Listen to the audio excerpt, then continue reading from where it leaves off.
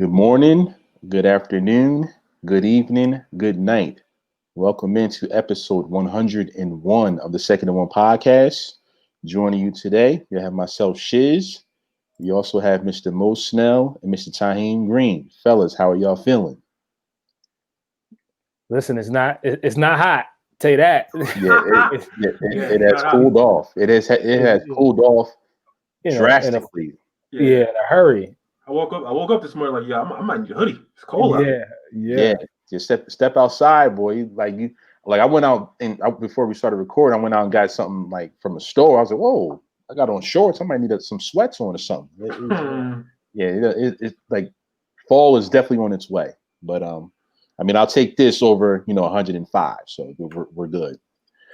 So how this podcast works, we talk mostly about sports, hip hop, politics, and everything in between. We give it to you straight, no chaser. And if we offend you, we apologize slightly. How this podcast works, how we usually kick this podcast off, we have our Taking a Shot segment where we give a bold prediction about one of the topics I just mentioned.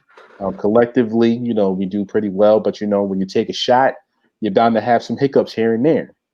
So I'm going to kick it off. I'm going to take it to this AFC North already. I think this might be Baker's last year as a Cleveland Browns quarterback. He just can't see the field. There's something wrong. Like he has Odell Beckham, he has Jarvis Landry, you have Nick Chubb, you have Kareem Hunt. You got two great tight ends or two like serviceable tight ends, and you get blown out like that. There's really no excuse for it. And people have been talking about like this is the Baker that walked on to Oklahoma, or that couldn't make the team, or was benched or whatever. And to me, it's kind of coming true because like you had all off season to get ready, and that showing and that embarrassment, that whooping that was put on them by the Ravens. There's no excuse for that. I know it's a new coach and all that, but still. You have all this talent. You have the number one pick at quarterback. There's no reason to get blown out in that fashion. Now, I do think they'll probably beat the Bengals on Thursday night, and things are seen well. But going forward, I know I had them in the playoffs, but I'm already changing my pick. Like it's already I've already seen enough. Baker can't see the field. Odell might get traded.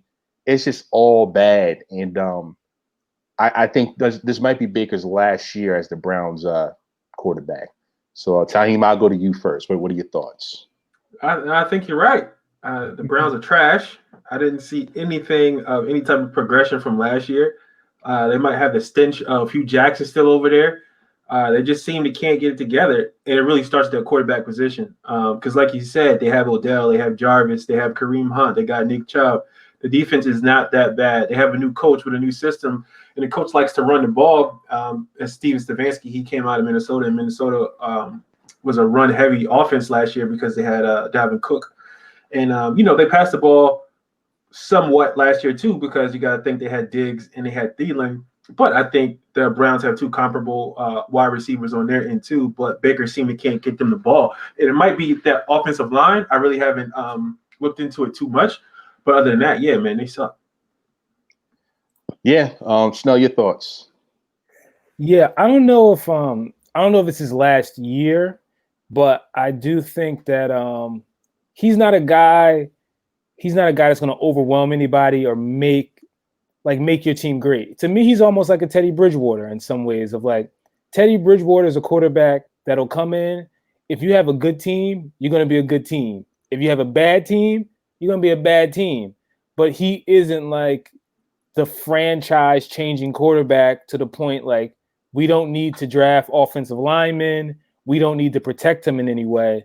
Like he's not that guy. So I just think maybe instead of getting Odell and Jarvis and all these other things, they could have just kept mediocre wide receivers and kept a really, really good offensive line. So I think that's the route they should have got. And I think they thought that Baker is more of a Russell Wilson where, all right, we don't need a line. He's going to scramble and make plays. And we're finding out. Well, the Browns are finding out that's not the case. So, yeah. Yeah, we'll see. I mean, like I said, it's early. It's a hot take, but I've already seen enough. So moving on, Tahim, what is your taking a shot this week, sir? So before I take my taking a shot, I just want to shout out my softball team. I'm taking a shot for these guys. So my taking a shot is the Giants are ass. I can't say it any other way. I can't, you can't put makeup on a turd and change it anyway. The Giants are trash. Danielle is not a good quarterback at all. Danielle Jones.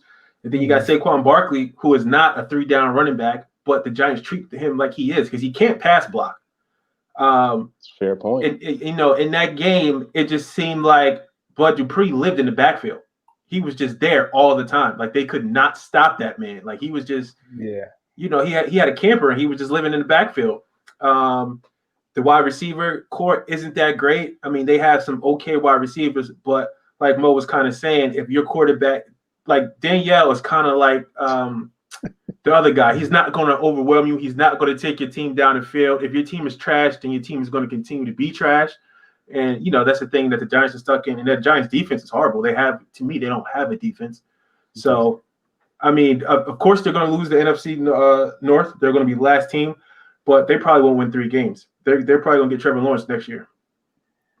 Nah, I mean, they looked okay in the beginning of the game. And then then you figured them out. Yeah, the Big Ben and the rest of the team, they settled in.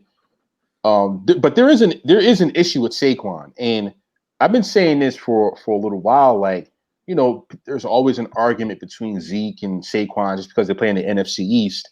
And while Saquon is definitely more explosive, I just think Zeke all around his game he's just way more consistent in regards to pass blocking. If it's 3rd and 2, he'll get you those 2 yards.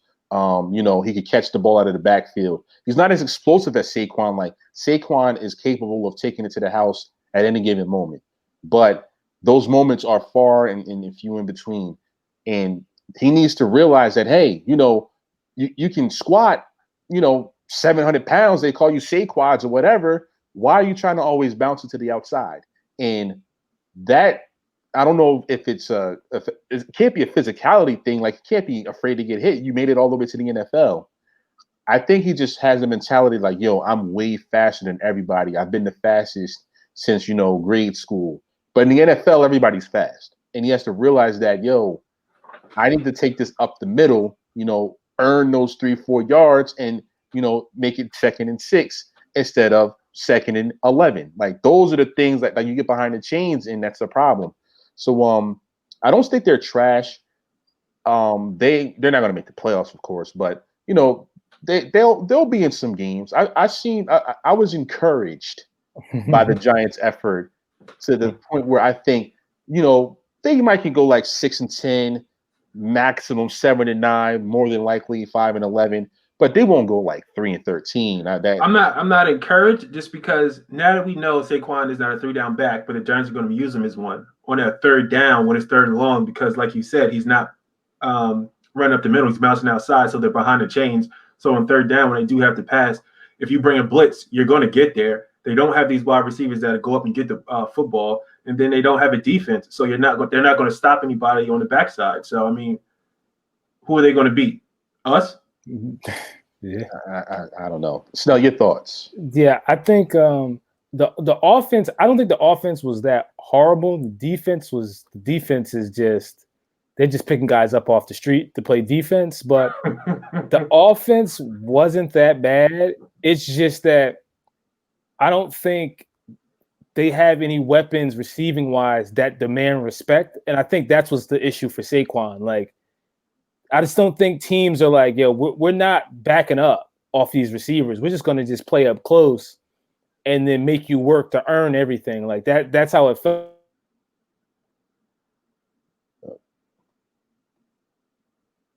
Snell freeze. Yes, so. But yeah, I guess go ahead. You're back. You see me? Okay, Yeah, I'm sorry. Yeah, no. I just feel like they have the receivers. They don't demand respect, and everybody's just crowding the box. And Saquon is just not gonna. He's not gonna be able to do anything with everybody in the box like that. So I don't know. I guess he might be tired of getting hit by like 7 people. That may be what it is, but I don't. So they got to do something. They got to figure out. They just need They need a speed threat somehow to get those safeties back. They need to do something like that. Yeah. So they didn't have Golden Tate in the first game. Yeah. Sterling Shepard is not really a burner. Darius Slayton, he's stepped it up, but he's also not a burner either. Yeah. So everything is just like, within like those 15 yards from the line of scrimmage, and that's it. And Saquon, I mean, the Steelers defensive line, like, give them credit. Like they're tough, and they're gonna do that to a lot of teams.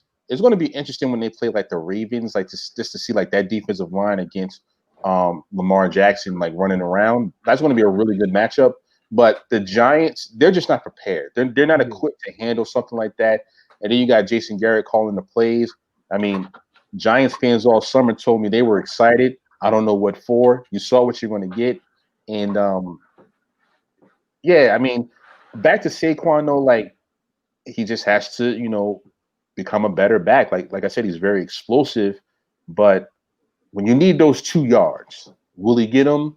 So far, he's proven that he can. So, and also they don't have they just need a guy. They need like a Robbie Anderson, like somebody who's like, listen, a decoy or something. Yeah, exactly. At minimum, you have to respect his speed and back up. Like they don't have that. Like everybody is like Tahim said, is small and undersized. So you're not really worried about somebody jumping over you. Like that's not happening. Like you're really just watching for quick slants and them making guys miss and trying to beat you with their quickness. But they don't have like speed. Like Sterling Shepard isn't like fast.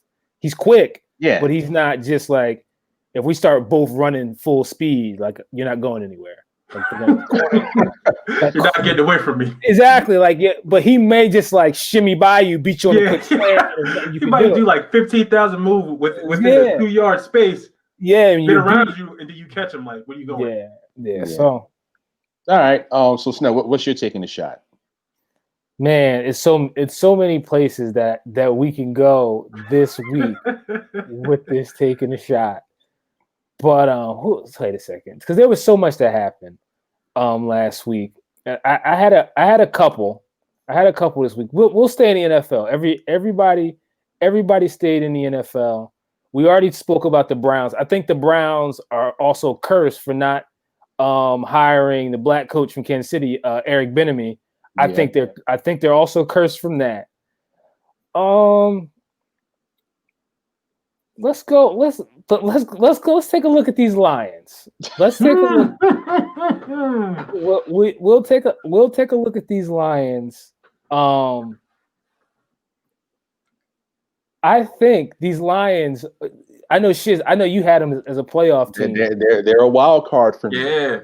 And going into this, I had a lot of respect for these Lions coming to the season. As of right now, we're on pace for a 2-14 and a Matt Patricia firing.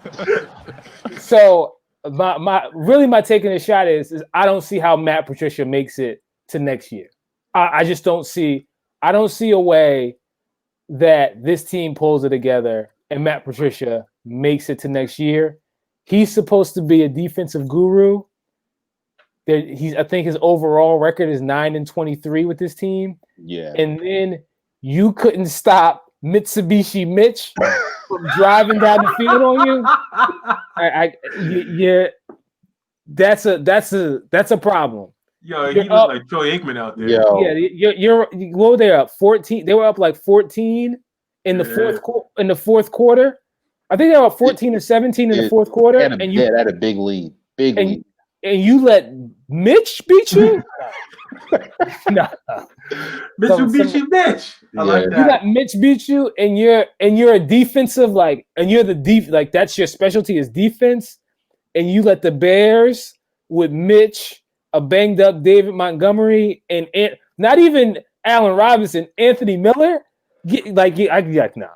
Somebody's got to go. I'm surprised he would be going already if I was the GM, but I don't see Matt Patricia making it to next season. Yeah, I couldn't believe look, I was watching Red Zone, and they kept going back to that game. I was like, yo, what is happening? Like, and all of a sudden, I just see Mitch looking real comfortable, just throwing the ball downfield, bringing his team back. But before that even got started, did y'all see what Jamie Collins did? The linebacker for the Lions, how he headbutted that ref and got kicked out the game. No, I know he got kicked out, but I didn't see what he did. Yeah. He tried to demonstrate what the dude was doing, hit the ref, and got kicked out. But this is what I'm saying. But this is what I'm saying. Like that, like as a head coach, that's a direct reflection on you. Yeah. Yeah. So, yeah, I don't know, man. I have the Lions were a wild card pick. The Browns were a wild card pick for me as well. And I'm already just like I'm just completely. I try to get fancy, try to switch it up a little bit, but these teams are just morbid franchises. Like they cannot get it together. And the Lions, you let Mitch. who he won the QB job by default because they have to see what they have in him. You let Mitch look like Montana in that fourth quarter and just drive the team to a victory as a Lions that's just completely But the unacceptable. Lions did have the win, but Swift dropped the pass in the end zone. He did, but it shouldn't even have got to that point though. That's the problem. Like it shouldn't even have gotten to that part. Like how are you allowing Mitch to bring his team back? Like he's not that good of a quarterback, or maybe he's improved. Who knows? But I can definitely see the Lions. Like if they start off like 1-6, it's over. Yeah. I don't know. Like they again. I put my faith in them. I put my faith in the Browns. I should have known better. The fashion in which they lost is like not good. To be up, they were up. Yeah, they were up 17, and to give up 21 points in the fourth quarter. That's a bad. That's typical Detroit though. I mean, that's fireable offense. That's a fireable offense if you're a defense. Like if Matt Patricia was an offensive guy and like an offensive head coach, and that your defense, you fired a defensive coordinator.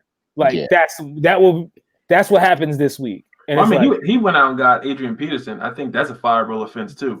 AP had 100 yards. Like I mean, give him credit. Like AP, he somehow manages to stay in shape. He stays ready.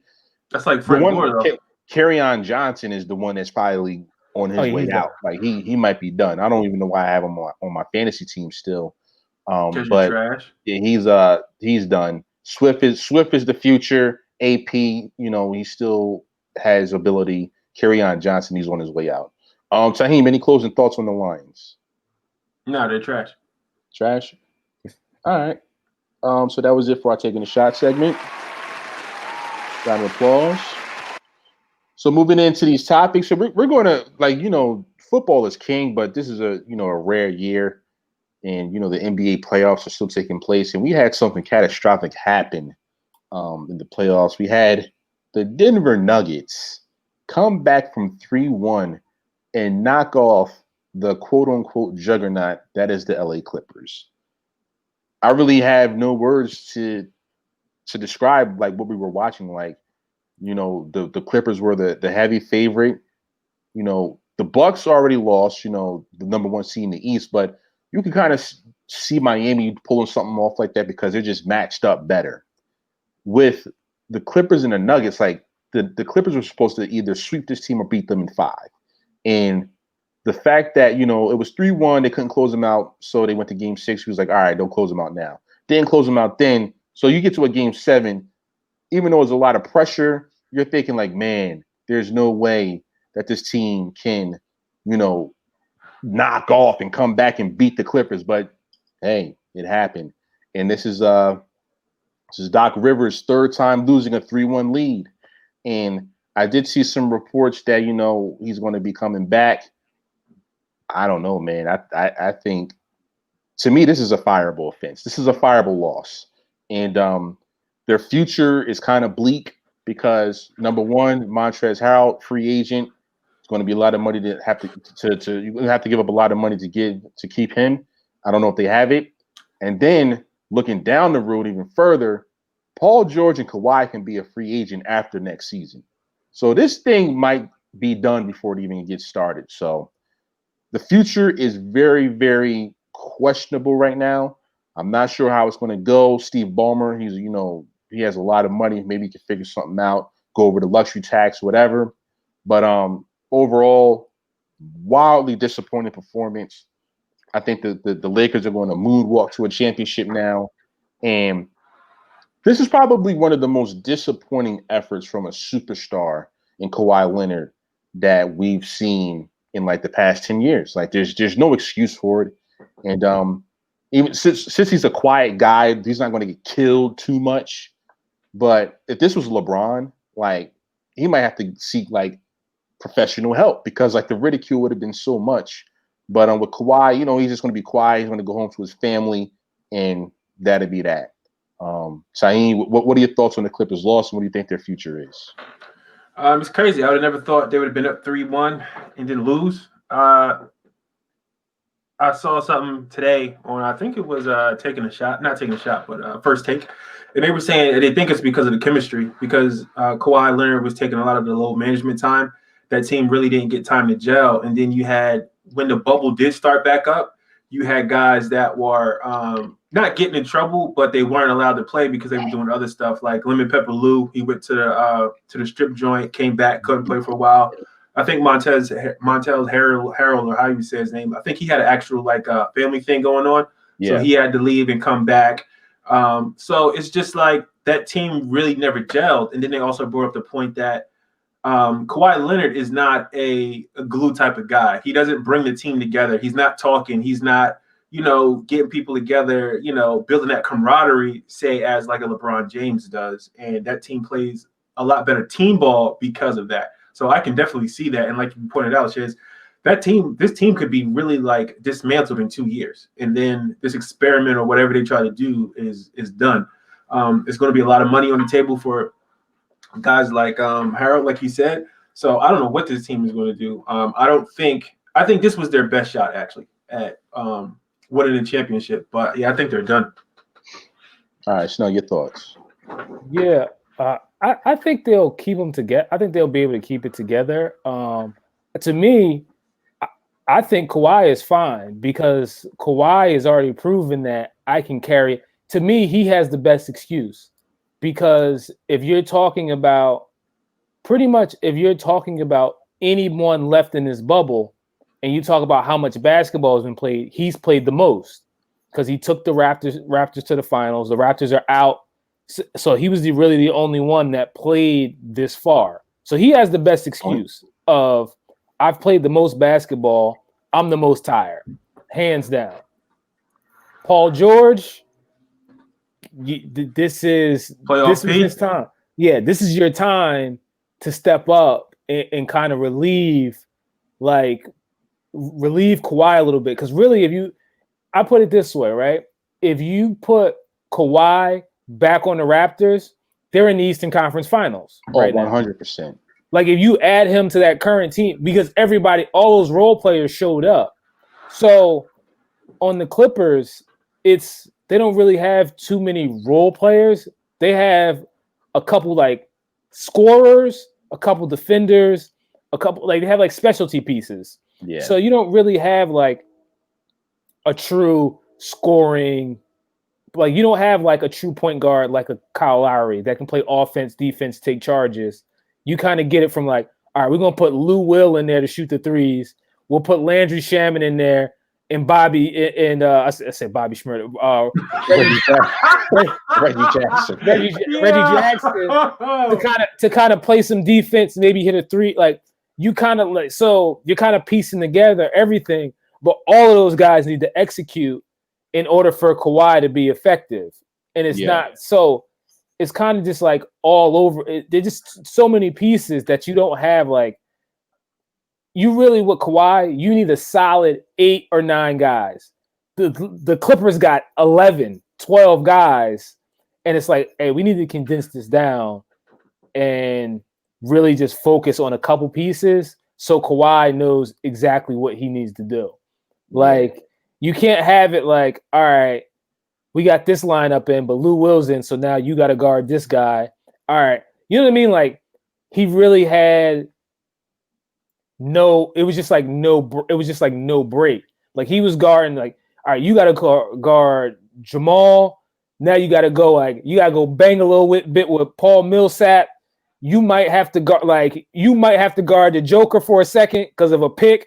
Like it was just so much going on. So I kind of give him a pass, but for Paul George, it's no excuse. Right now, Paul George is looking like you're the common denominator, almost the same as almost the same as a OKC.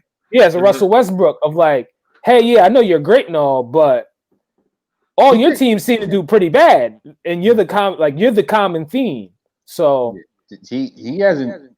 I don't think he's recovered since like those Indiana days, like with Roy Hibbert, like in David West. Like that was like peak Paul George, and then he got hurt, and he's come back. He's been a an all-star player, but he's never to me gotten back to that level. And I don't think it's because of injury either. I think it's just more like mental, like it's just something just that's not there. Like you want to know what it is? I think that once he was dubbed, like because he was never like, oh, he's the best player in the NBA. But once you start getting into like, oh, the best two-way players, I think he got into that conversation of like, oh, it's Kawhi Leonard, then it's like Paul George of like he's a great defender and he can score. And I think that kind of put a bullseye on your chest a little bit of like, oh, you're this great defender. Now you gotta guard Dame Lillard. Now you gotta guard Dame Lillard, who's about to try to get 50 on you, just because you're supposed to be this great defender. And I think that exactly, and I think that kept getting like after a while, you're like, yo, I can't guard the best guy on the other team like every night. Every night, yeah. So I mean, that was like, I mean, for this year, like this series specifically, like Jamal Murray got 40 in Game 7. Yeah. How? Like you're supposed to have Paul George, you're supposed to have Kawhi Leonard, and you're supposed to have Patrick Beverly, 3 of the best defenders in the NBA. How was this? He was like Jamal Murray, like towards the end of the first half, into the third quarter, like he was going off. And I was like, yo, they have the wrong guy guarding. Like Beverly, Paul George, and Kawhi was not on him. They had somebody else, and they couldn't do nothing with him. And to me, that's coaching. Like, put them on. Like, put one of these guys on. I know Paul George got into foul trouble, but still, like Kawhi, get on him. Beverly, get on him. Foul him. Do something. But they're so cold on offense that you're trying to like rest them to score because they're struggling so much on offense. And that's what had like. And they said they were tired. They said they had to take them out for breathers because they were so tired. That and you don't like, and as much as I know I talked to Shiz about that Kyle Lowry, about like even not just a Kyle Lowry, but like a Chris Paul. As much as their game may not like be the greatest, like you still need somebody that can like conduct the offense. Like Patrick Beverly, great defender, hands down. But as far as like, yo, we're about to come down and run this play and I'm going to get an assist, he's just not that guy. No. And like, and I feel like Kawhi operates the best under that. Like, if you look at when you got the most out of Kawhi, you got Kyle Lowry, Tony Parker. Like, those are just like, yo, I'm going to pass you the ball, just shoot. In this Clippers offense, it's almost like you have Kawhi somewhat playing like point forward of like, hey, I'm bringing the ball, like I'm running the offense. Like, I don't think that's the best way to operate him either. Same thing can be said with the Paul George of like, he was also good in Indiana because he was kind of off the ball. You still had like a George Hill to take, like, I'm going to run the offense, just kind of get open. Like, don't run. So those guys, I do think they need a guard like that. They need like a floor general guard that's not so much score first or not just the defensive stopper, just a regular old, I'm just going to get an assist. Yeah, and another problem is Zubac. Like, oh my God. To me, he just looked like, yo, my vertical was 4 inches. Like, he couldn't get a rebound. He couldn't get an offensive rebound. He couldn't tap the ball back to his teammates. he was getting killed in the paint, and I'm just like, man. Well, I mean, he was down there. I, He was down there with Joker, so I mean, come on. but the Joker's Joker's gonna make anybody look crazy. But the Joker's not athletic. Like the Yeah, Joker, he can't he doesn't jump. He doesn't jump. He gets rebounds, not jumping. Yeah, it's crazy. So Zubac, I'm like, yo, he's not getting any rebounds. Like he's not getting defensive rebounds. He's not getting offensive rebounds. He can't shoot. He can't. You know, he can't. He ain't got no moves.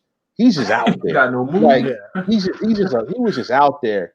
And then you bring in Montrez, and you know he's a bulldog or whatever, but he's too little for the Joker. So it was just a clear mismatch, and I didn't really see it coming. I knew the Joker; he's really good, but he was really showing his behind this series, and I was very, very impressed.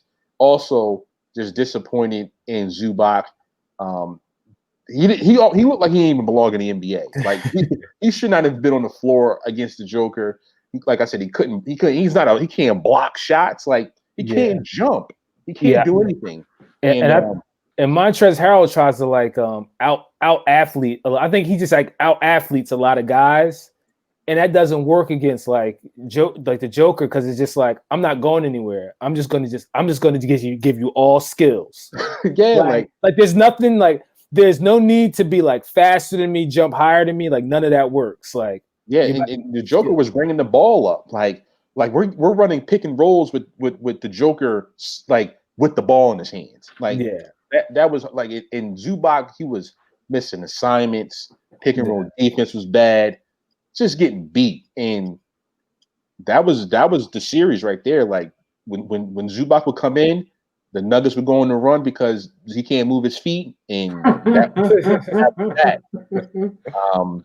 But yeah, anything else left on the Clippers? Like I think, like I said, I think Doc is going to keep his job according to reports, but he's lucky, man, because you know that was to lose your third series up 3-1. Like I think if it was anybody else besides Doc, they lost their job. Yeah, I can see him like I think he's almost done coaching anyway.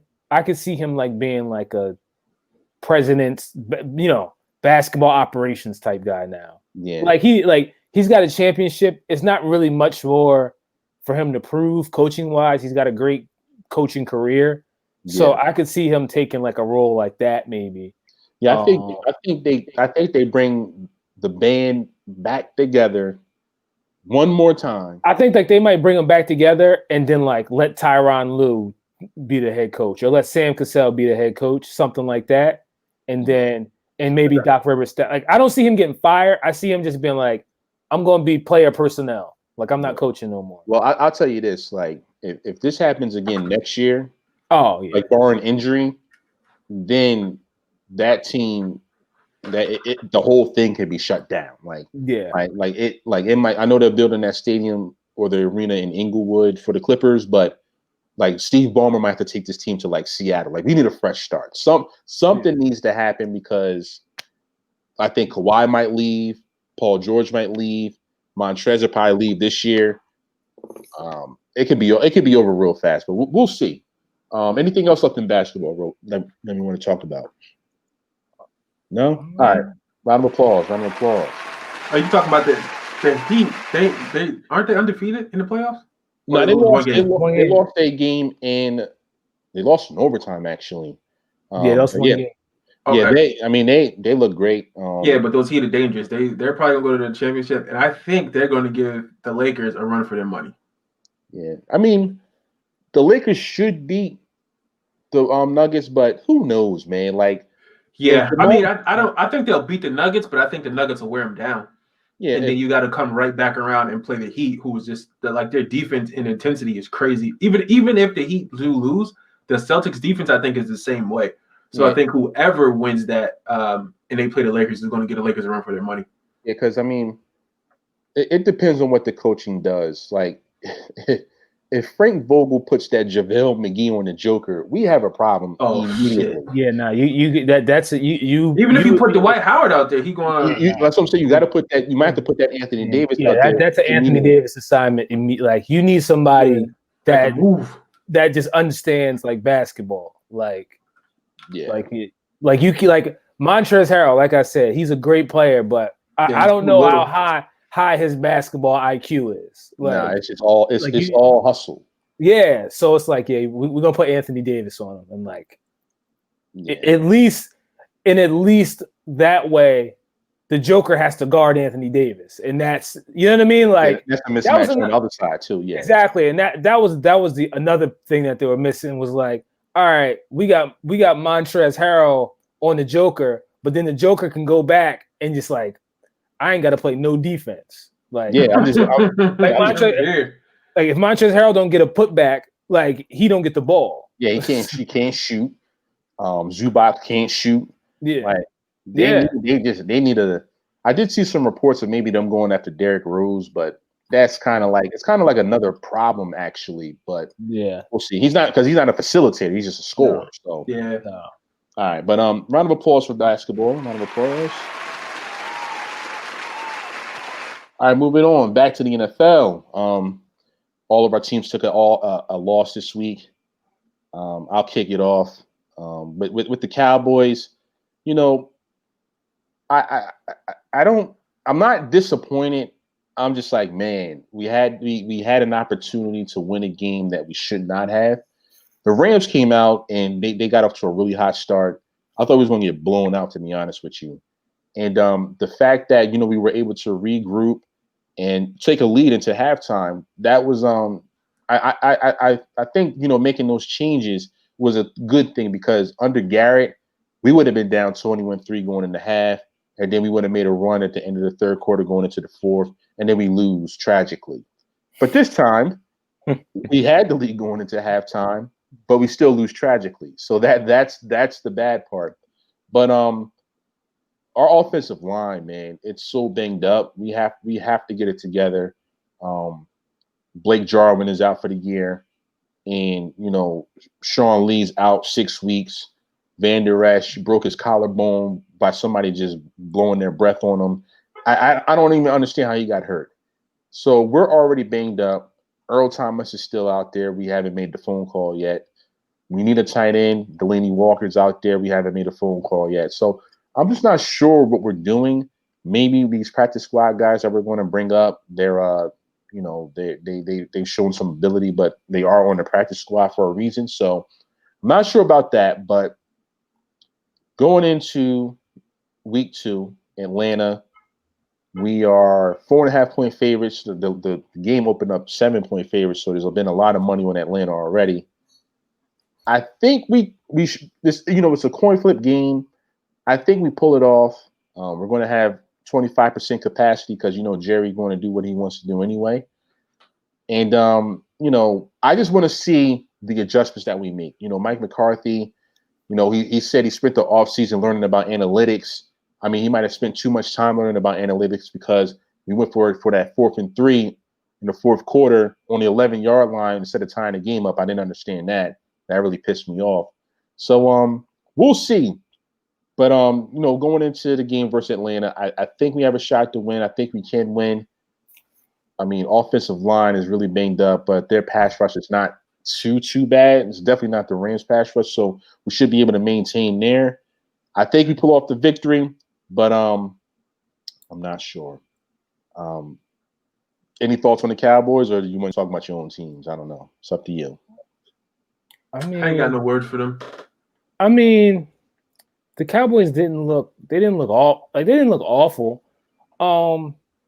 I guess so the thing about the Cowboys, a lot of the teams, it's like, we need them preseason games. Like that's absolutely. And that's kind of how I felt. So that's kind of how I felt about the Bucks. It was like, yeah, we lost, but it was like, man, we lost to a team that's been together for damn near 2 years. So it's okay in taking that loss. The same thing like the Cowboys losing to the Rams is like, that Sean McVay golf relationship, that's just 2 years old. Like they just know each other.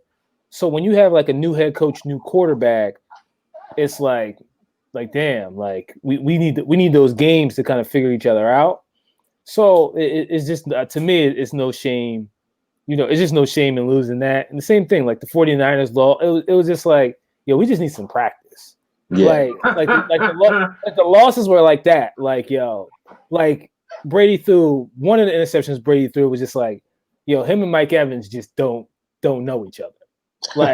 Like Mike Evans just clearly stopped and Brady just threw it. And it was just like, damn, my fault. He thought One-Eye Winston was back out there throwing him. Exactly, like damn, my fault. And it's like, damn, my fault. And it was like, all right, there's no way to figure that out until you play. So yeah, that part of it is just like, well, we need some games. Yeah. We need some games to work this out. But yeah. But no, I think they'll be. But I'll finish up with me. I think the Bucs will be fine. We play Carolina next week. I think the Bucs will be fine. I think we're playing a team that's more of where we're at as far as like, all right, they're still trying to learn. We're still trying to learn. It's a little more of an even matchup, I think. So I think we'll get a win next week. All right, Taim, what are your thoughts on the 49ers? Same thing with the 49ers. They had injuries coming into the game. A lot of wide receiver core was injured. Or coming off an injury, their first year coming back off an injury. So the chemistry wasn't there with Jimmy G. I really think Kyler Murray was the one that really beat us because when the pocket was collapsing, he was gone. And he was really, really hard to catch. But yeah, I mean, in that game, before going into that game, that was a toss-up game because they almost beat us twice last year too. We just edged them out last year. But yeah, it comes down to chemistry and people just really need to be on the same page, and you can't get that if you don't have preseason. Jimmy G didn't look that great out there, and that comes to, you being in practice. If you throwing against the same defense every day, you kind of figure them out, and you don't have to, exert yourself too much. And then when you get a different defense and they show you different looks, it gets a little tough. So, I mean, that's where you get that from. But then we play the Jets next week? Jete. Man, if we don't beat the Jets, then everybody needs to be fired. Out of the fucking Shanahan needs to go. Jimmy G needs to be fucking released. Everybody needs to go if we can't beat the Jets. Yeah, if y'all you're right. If y'all can't beat the Jets, then major problems ahead. But all right, let's get into these games coming up. So first game, Giants visiting the Bears. Bears are a 5.5 point favorite. Interesting game. Like I said, the Giants, their offense in the beginning of that game against the Steelers, it didn't look too bad. They made some critical mistakes. Daniel Jones, he likes to give the ball to the other team, and you can't do that. So this is an interesting game. I don't think I'm going to bet it just because, like, I can definitely see the Bears losing this game, as I can also see them winning this game. So it's just a coin flip game, and that 5.5 point favorite mark just feels exactly where it should be either way. So I'm going to just pass it and just hope that the Giants lose. Taim, your thoughts? Yeah, I think it's gonna be a close one, but I think the Bears win it. I think I think Jason Garrett does not fix any of the problems they had last week. I think they kind of go into this game and basically do the same game plan they had last week, and they might just talk last week up. Oh well, we played the Steelers. Steelers is a really, really tough team to beat. They might go in thinking, oh, we should be able to pull off our same game plan against Chicago, and Mitch is going to go out there and tear their asses up. Yeah. All right, so now your thoughts. Yeah, I kind of feel like I think the Bears actually will win the game kind of easy. Because to me, the pain point for the Giants is the offensive line, and the Bears' front seven is really good. So it's like, if y'all can't do Matt running around. Yeah, if y'all can, like, if you had those struggles, like the same struggles they had with the Steelers, they would have with the Bears as far as the defense is concerned.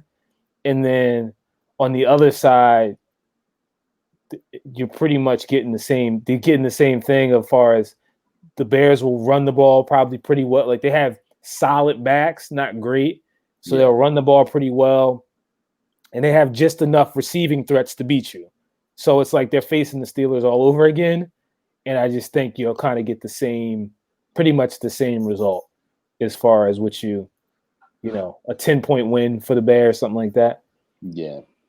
All right. We discussed the Bucs and Panthers. Well, I'll just give my pick. I think the Bucs go in there and they just whoop their ass. Like it's Brady's mad. I think Brady's pissed. I think they're gonna put up 40 on him. Bruce Arians is calling out calling him out in public, which just like, I mean, I guess he's trying to send a different message. I think the Bucs go in there and take care of business. I know the Panthers are a 9-point underdog at home. I think the Bucs win by like 2 touchdowns minimum, and Bucs get back on track. Moving on, Rams at Eagles. Interesting line here. Eagles are a home underdog, 1.5 point. They lost to the Washington football team. Hope you guys are listening and put some money on that team last week. I gave that to y'all for free. I don't know. The Rams, their pass rush, Wentz is going to get hurt. Like eventually, like if they don't fix this line, he is going to get hurt. The football team sacked him 8 times last week, and you already know he's not the sturdiest dude. So it's only a matter of time before somebody gets a really good hit, and that could come this week. Aaron Donald, you know, he's a beast. Yo, he is overall. You see that play when he and Zeke is what, like 230, 240 or something like that, and he like manhandled him. Yeah, I mean Zeke did his job. He did. He stopped the him. line. Like, he definitely got in the way, but the way Aaron Donald moved him was I like, saw yo. that. I was like, I don't think I've ever seen that before. Like, nah, he picked him up off his feet and had him horizontal. Yeah, but not exactly. So that's what I'm saying. In this game, I'm not sure if Miles Sanders is back, but imagine who's back there. There's not stopping. Imagine like a little guy like Boston Scott trying to pass protect against Aaron Donald.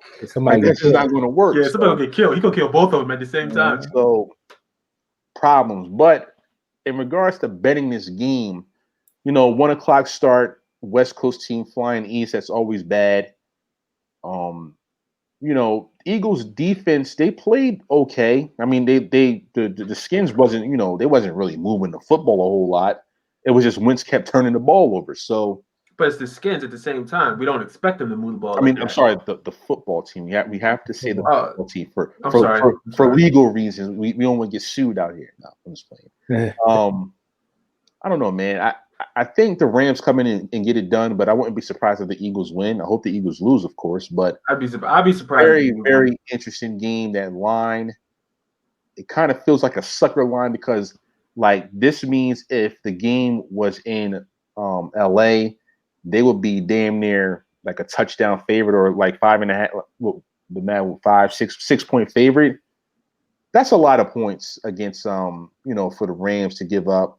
So it's a weird line, but I'm not going to bet. I probably won't bet this game either. Chanel, your thoughts? Yeah, I mean, I think as much as I don't, you know, I really don't like teams flying, you know, west to east like that. I think that this is one of those exceptions of that Eagles team. Again, the same problems you had last week, like it's not even the same problem. It's like the problem you had last week is about to intensify. Yeah. Like the problem you had was a Washington football team pass rush. Now you go into now you're getting somebody who's already a first ballot Hall of Famer coming into town. Like you said, like somebody can get hurt. Like if you're like, you know what I mean? And you're like, they're moving their tackles. Like, this is not the week to be like, hey, let's try somebody new at right tackle and left tackle and right guard. Like you need to be well established because this is a real problem that can come in and wreck and set our franchise back a couple years. So devastate them. Yeah, exactly. Like, they're not only going to win the game, they're going to set it back 5 years. If he's going to put such a royal ass whipping on that Wentz. Yeah, like, going to set the franchise back. Like he's going to force them to go out and spend $20 million on a new quarterback because he broke the last one. They got that Jalen Hurts. This is why they drafted him in the second round. Because they saw Aaron Donald week 2. He might get an early look. I don't know. But if you're struggling with and Washington has a good pass rush. I'll give them that. Yeah. But it's like if you're struggling to the extent of that, like we can't even 8 sacks. Like if you're giving them 8 at minimum, I feel like the Rams are gonna get 4. And the Rams offense is much more potent than the Washington. Like the only reason why Washington was really scoring because they were getting turnovers and just getting great field position. The Rams could really move the ball, so it's like you could really get blown out.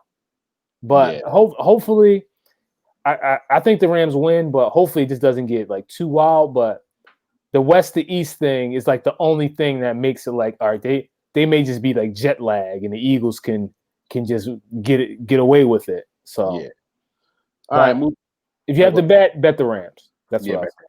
All right, moving on. Sunday Night Football. Patriots at Seahawks. Seahawks 4-point favorite. They looked great against the Falcons. The Patriots, they did beat the Dolphins, but it was kind of like gimmicky. Cam Newton was running all over the field. That's not sustainable in my opinion. Mm-mm. I think the Belichick magic, he has magic, but I just think it runs out here. Like I think the Patriots go in there, they can get crushed. Like I think Russell Wilson is out on the mission. He's never been MVP of the league. And I just think that this is a bad matchup for them. You got Jamal Adams, he might try to break Cam's ribs. So that's an issue. Like what Cam did last week against the Dolphins, I don't recommend them trying that against the Seahawks. You got Bobby Wagner, you got Jamal Adams. It can get hurt. So now we're going to depend on Cam throwing the ball, and that's not his strong suit. So I think the Seahawks take care of business here, and they cover the 4. I'll probably put a couple dollars on this game. Taheem, your thoughts? Yeah, I think these Patriots, they went in, they beat Miami, but Miami is a different type of team than Seattle is. All those linebackers for Seattle is fast. Jamal Adams plays in the box a lot.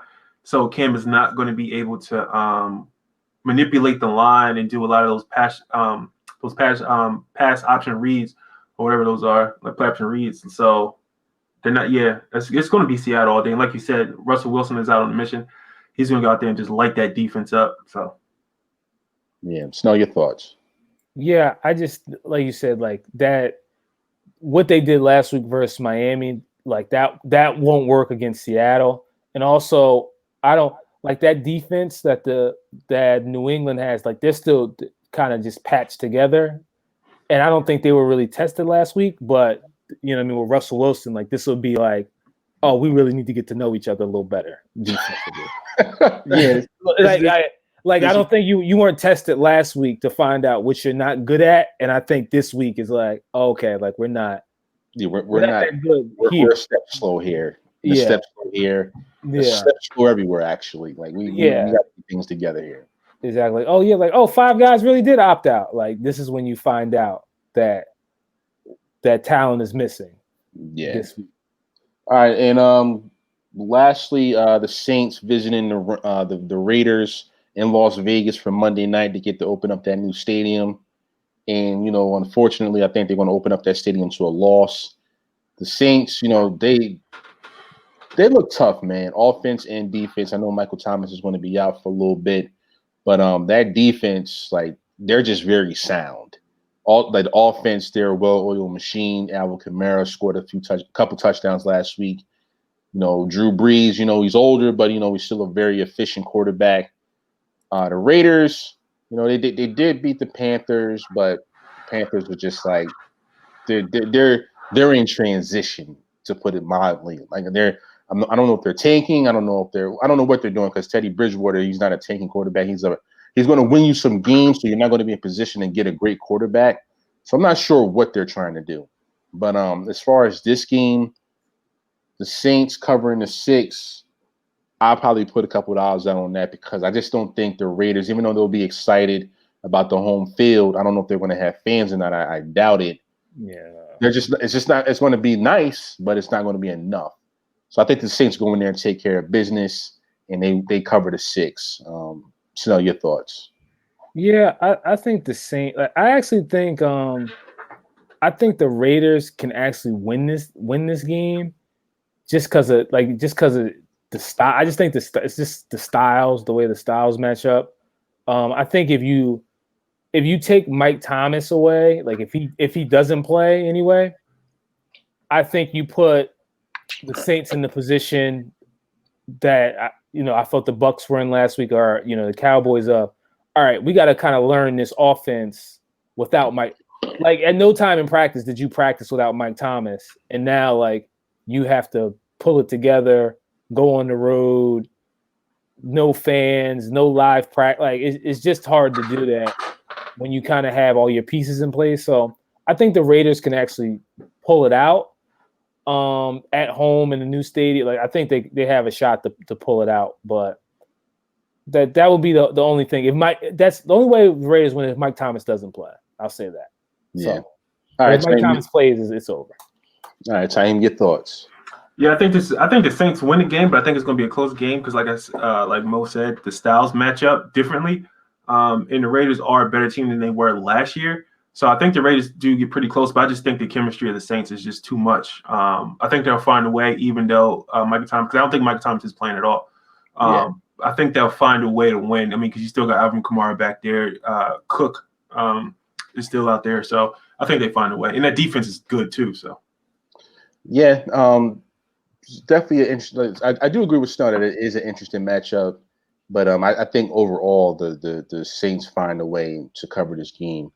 But moving on from the games, like just talking about the teams in general, there's been a lot of injuries throughout the NFL, and I guess it's related to a lot of things. Like the off-season program was altered by a lot, so players might not be as in shape as they usually are, and it's leading to a lot of hamstring injuries. People are tearing ACLs, and people are just going on IR left and right. And really, this might just be the way it is. Like this year, like we might see a lot more injuries. I know the Cowboys have been hit hard. The 49ers have been hit hard. And like various teams throughout the league have been hit really hard. Do you guys like have any like explanation for it, or you just think it's going to be is what it is? No, I think it's the lack of reps, the COVID precautions. It changed a lot of practices, the way they approach practices. So I just think these guys weren't in game shape, and then they went. It was kind of like they were practicing at 15%, and then they had to go straight to 100% because they had no preseason or anything like that. They went into straight games, and these guys are competitors, so they're going to go out there and give it their all. And I think they're just wearing themselves out. Yeah.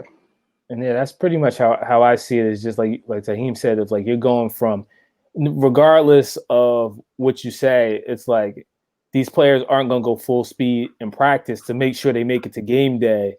And then once they get to game day, they're like over pumped because you haven't been, it's not even like they're tackling in practice. So you haven't been able to hit nobody. So you're just excited to hit somebody finally.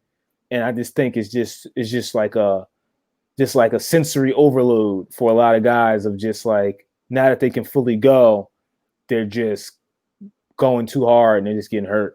So I think you see a lot of that, especially for like the first month. Yeah. All right. Is there anything else left in football that we need to discuss? I mean, I'm just glad we got it. Like we're on to week 2. So far, the COVID tests, I think they did a bunch of COVID tests and there's only been 2 positive. So, everybody was breathing on each other, but we only got 2 positive tests. So that's a good thing. It looks like we're going to be okay, at least for a little bit. Like, but all it takes is one outbreak and then this thing gets shut down. But listen, man, these players ain't go to the club until Tuesday. So they ain't go out. Like, you got to see what these tests look like come Friday. Come this weekend before the game. Cause that's when people start hanging out with Lemon Pepper Lou. Yeah, when they win the game, exactly. The club. Yeah. But all right, round of applause for football. Round of applause. Moving on to some more football, college football. ACC and Big 12 started their seasons last week. The SEC will be starting their games this week. And we got some good news from the Big 10. They've come to an agreement to start football in October. So that just leaves the Pac-12 as the Power 5 conferences that is not playing. Trump was talking. He was talking in the press conference saying that the Pac-12 needs to get it together. Let's go. They got plenty of time. But all in all, I mean, the more football, the better for us and for especially people that love sports. And I feel like if the Big 12 and the SEC and the ACC can do it, every other conference should be able to do it too. So glad they was able to get a plan together, and looks like they're going to be moving forward. Chanel, I'll start with you. Any thoughts on the Big Ten's decision? To me, it's really no harm. Like even though I know that the Big Ten was like, we're not having a season, like I'm pretty sure all those guys were pretty much still around campus staying in shape. And now it's like, all right, let's start practicing, and now we'll start playing. And really they're starting at the same time as like the SEC essentially. So it's not like they lost. They really missed out on anything. It's just that they waited longer. That's pretty much how I take it. I just don't think that if you're not a Power 5 school, I don't think it makes sense, because you just don't have the resources that these schools have to do what they're doing. And it's not really worth it if you're not getting that type of money. Like for say, any of those schools in the Big Ten or any schools SEC, like, I know we talked about it. If you don't have Alabama football, the state of Alabama might lose like $6 billion, like billions of dollars. Nah, that's true though. Like, yeah, that's all they got. That's all they got. They got football and food. That's it. Exactly. Like some of those towns, are a lot of those towns. They're college towns. They're set up around the college. So if it's like, yo, we don't have anyone coming to these restaurants, like there's really no need to go to like Penn State campus, like the town, if you're not going to a Penn State game. Like there's really no need to go there.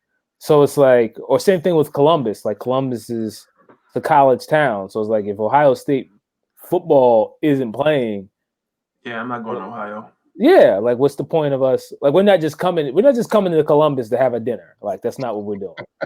So I think it's good from that aspect of like, yo, some of those places are already on a shoestring budget and they didn't see this coming. So it's like, if you take away the revenue they get from this football, it could be devastating. Like they could just go out of business. So at least from that point, it makes sense. But at the same time, we don't know what's going to happen in 4 or 5 weeks when a team is 0-4 and they're like, forget this, we're going out, we're going to have a party, like, or whatever the case may be, and they start getting reckless because they're still kids at the same time.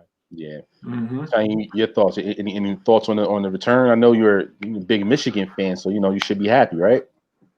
Yeah, I mean, if they have we're talking about the Power 5, so they should have the resources to keep everybody safe and make sure they don't have no outbreaks and things like that. So yeah, I mean, if you could come back and you can follow all the protocols, keep everybody safe, but at the same time not take resources away from people that really need them, like hospitals and things like that, then let's play football. All right. Yeah, I agree. I'm glad to see it's back, and the more football we got, the better it is. So a round of applause to the Big Ten. Now here's an interesting story here. When I saw this on the thing, I said, whoa, wait, what? When did this happen? Here's an interesting story here. WNBA superstar Maya Moore. She took a couple years off to help a friend of hers initially. His name is Jonathan Irons. He was wrongfully accused of burglary and assault of a homeowner. He was sentenced to 50 years. He served 23 of those years, or 22. So he got out in July. So wait, how old is he? He's 40. Maya Moore ain't that old. She's 31. How about she's not 30? So 31. Yeah, she's 31. He's 40, and But wait, he's been in jail. Wait a second. Yeah, he's been in jail for. That don't line up for me. Wait a second. So he was in jail for 22 years. 22 years. So he was 18 when he got locked up. Yeah, he was a teenager, so like 16, 17. He was in that area. Okay, 16, 17, which puts Maya She Moore was where? 10 or 11. that puts Maya Moore. I believe the story. I have the story right here. Continue with the story. Go ahead. So I'll run she was young. She was young. She met him at like a function or something with like a family function or something like that. When he was in jail. No. I'm saying before he went to jail. So she was like 7. No, but it was like church type thing. Like, So Man, this boy, you telling this story, ain't you? Tell me the whole. I'm trying to Tell tell me you. the whole story. All Now. right. Wait a second. So I'm gonna read the story to you. All right. yo. So they revealed that they're so before we get there, let me find out where they meet. So through family and friends, Moore met Irons when she was 18, attending UConn. They got to know each other as she took interest in his case and became friends. So he was already in jail. So they became like pen pals. Gotcha. That's the part that I was now we're good. I thought they met when he was 18 and she was 9. Yeah. What? Yeah. So essentially, these are pen pals. Yeah. So Maya Moore, superstar, 4-time WNBA champion, she leaves the sport and goes to work and assist in getting this man out of jail. I thought she became like a minister or something like that. Nah, she was like an activist, getting She's people. more of an activist. So he gets out in July, and on Good Morning America, just this morning, they announced that they're married. And I watch a show called Love After Lockup. It's on TV, one of those channels. I see how these things can go. I'm not saying that this is what's going to happen with them, but we have a lot of variables here. Yeah, he was in jail. He don't know how to act. He's 40. She's 31. She's a superstar, first ballot Hall of Famer type player, probably one of the best WNBA players of all time. He was in jail for 22 years, 23 years. I don't know their relationship. None of us know, but for them to be married, like it's only September. He's been out for 2 months, 3 months. They're married. Yeah. I don't know, man. I mean, the heart wants what the heart wants, man. Let them be happy, man. Hey, power. I wish nothing but the best, man. But you gotta look at that. You gotta look at that situation. Like Shiz brought up a lot of good, valid points. Like he was locked up for so long. Does he even know how to function in society yet? Listen, man. Maya Moore got a couple dollars. He gonna be all right. Like he might go to one of the games and have an ice pick in his pants, trying to get it into the game. Like I said, that was a foul.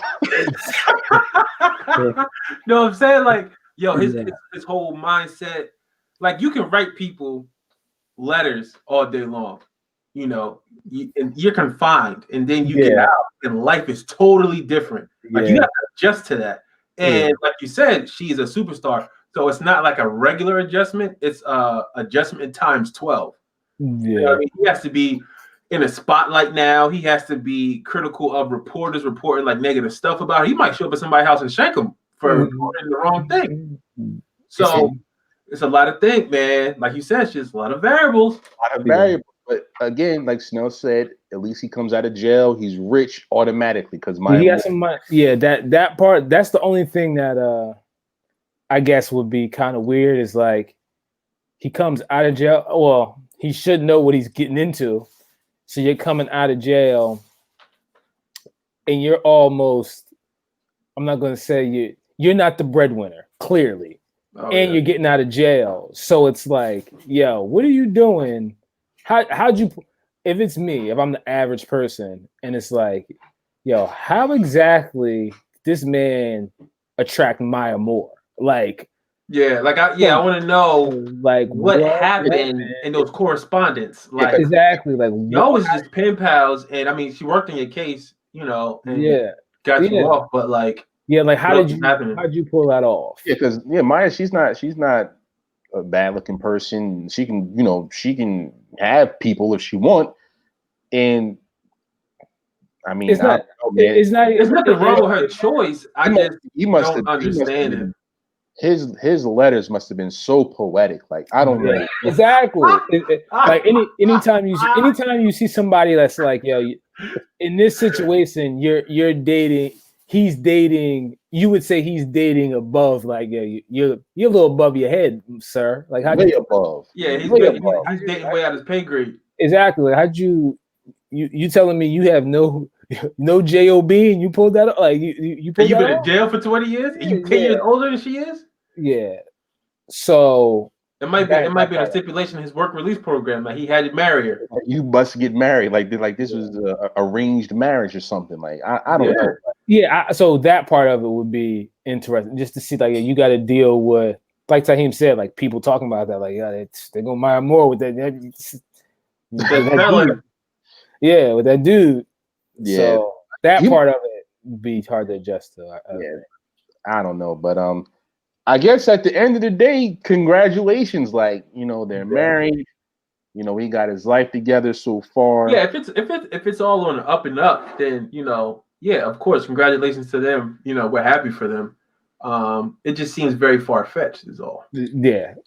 And like I said, the TV show Love After Lockup. Please make a phone call because this would be great television for your. I don't watch that type of stuff, but I wouldn't even want to watch those two on it because I just feel like it'd be too much of a setup. You would have to watch it, like yeah. I would watch that if you can give me that story. Like, yeah, hear this Maya Moore story. I'm listening. Like, let me hear this. I'm listening. No, I'm good. I can't watch none of that, man. Yeah. All right. So round of applause to them. Round of applause. Moving on. We had a settlement in the Breonna Taylor case. $12 million with the Louisville Police Department, and nice gesture, but that's not what we want. We want those policemen locked up, and while the $12 million will help that family, and everybody is well off now, it doesn't solve the problem that the police went in there as she was asleep and killed her and got away with it. So, it's crazy that I think this was labeled as the largest settlement with like an African American person or something like that. Not sure. I'd have to double check that, but yeah, it's again the police just protecting their own. It seems like while $12 million is a hefty penalty, your freedom is more important than that, and the cops are still free. They're still able to be with their families and do as they please. And I just don't think while the settlement is going to maybe quiet a certain percentage of the people, I think people need to still be in an uproar about what took place and don't settle until we have justice. And yeah, that was pretty much my thoughts when I saw this come across. Snow, what are your thoughts on this? Yeah, I pretty much was like, it almost felt like it's a good start. like okay, cool. Like, that's a good way to start this conversation off, is with this 12 million. Now let's continue. So that's how I felt about it. And then it's a shame because it's almost like the family damn near has to not take the money to be like, this is still important. Yeah. But yeah, so it's like, oh, like, damn, like, it's cool they're getting this 12 million, but I know if they take the 12 million, then certain people gonna be like, well, they got $12 million. What else they want? Like, exactly. So it almost feels like that, of like, damn, I know they can use that. I mean, anybody can use 12 million, but at the same time, by taking that 12 million, you may they're almost trying to make you shut down your protest. Exactly. It ain't a bribe, but it's damn near close to, like, if you do take it.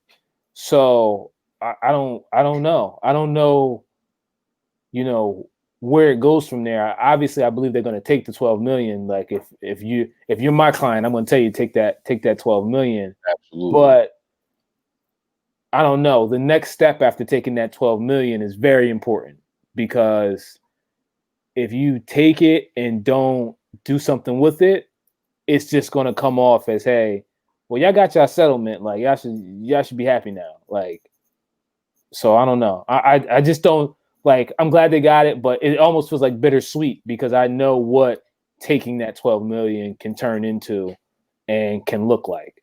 So, yeah. All right, Taheem, your thoughts? Yeah, it's I kind of like Mo was saying, it's a bittersweet thing. If you take that 12 million, then you kind of handcuff yourself, and it's a settlement. So I need to see the stipulations of the settlement. It might be something in there where if you take this 12 million, then those guys can't be prosecuted for a wrongful death, and and then they're off the hook if you take that 12 million. Like they do things like that. So like you were saying, like who's going to turn down 12 million? Like in a perfect world, they would be given 12 million and those guys still get prosecuted. But that's not going to happen if they take that 12 million because there's going to be some type of stipulation in there that says we're settling out of court. We're kind of admitting our wrongdoing. And now you cannot seek any further legal action against these two individuals. So you're sitting there, and you're at that standpoint. And then on another standpoint, you kind of look at it like all this does is empower cops that are out there doing the wrong things to continue to do the wrong things because police departments know or they get more clarification. Oh, we can just pay it off. We can just, we can go in and be wrong, kill people because $12 million doesn't bring back a life. No amount of money does that. So you giving these guys the power to go in and kill somebody, take their life, the wrong person, and just throw money at the issue, throw money at the cause. You know what I mean? And that's wrong in any situation. Like I said, in a perfect world, what should have been done is, what should have been done is they should have been arrested, right, straight off the bat. And then, an investigation should have happened, and the investigation should have came from an authority higher than them. It should have been an FBI investigation because it had to deal with cops. So the FBI should have came in. They should have been locked up. FBI should have investigated them. If they were found, guilty or whatever, sentences should have been dealt out, and then the family still got that money. But we all know, because this was a black family, that's not going to happen. Yeah, it's unfortunate, and as I said, hopefully the protests continue in order to get these cops locked up, and justice is actually served. The 12 million does help the family out, but a loss of a life, there's no number value that can cover that. So again, rest in peace, Breonna Taylor, Arbery, George Floyd, everybody that's been subject to police brutality, need change, and just hopefully one day we'll get that change.